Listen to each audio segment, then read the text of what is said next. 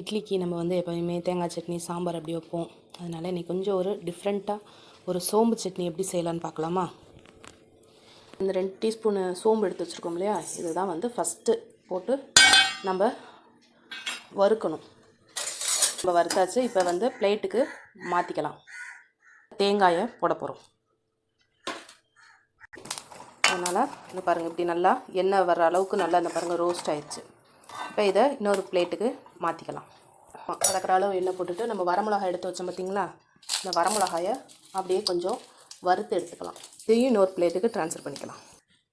இப்போ வெங்காயம் அதையும் போட்டு ஒரு தேங்காயில் வைத்து பாருங்கள், வெங்காயத்தையும் போட்டு கொஞ்சோன்னு தக்காளியும் இது அப்படியே இதுலையோட நறுக்கி போட்டுருவோம். சரியா? இது வதங்கணுன்னா சீக்கிரம் நம்ம கொஞ்சம் உப்பு ஆட் பண்ணிக்கலாம். இது தேவையான அளவு, இந்த சட்னிக்கு தேவையான அளவு உப்பு போட்டுக்கலாம். நம்ம இப்போ இதில் எடுத்து வச்சுருக்கோம் பார்த்திங்களா, கருவேப்பிலையும் கொத்தமல்லியும் அதையும் போட்டு வதக்கிக்கலாம். இங்கே பாருங்கள் ஃப்ரெண்ட்ஸ், இது வந்து நல்லா வந்து வதங்கிருச்சு. இதை ஆற வச்சு மிக்சியில் அரைச்சிட்டு உங்களுக்கு காமிக்கிறேன். நம்ம வந்து இந்த சட்னி அரைச்சிட்டு வந்துட்டோம். இப்போ இதை வந்து நம்ம தாளிச்சிடலாம். நல்லெண்ணெய் ஊற்றி தான் தாளிக்கணும். பாருங்கள், தாளித்து ஊற்றியாச்சு. அவ்வளோதான். இதை நீங்கள் வந்து கிண்டிட்டு இட்லியோடு வச்சு சர்வ் பண்ணிங்கன்னா நல்லாயிருக்கும்.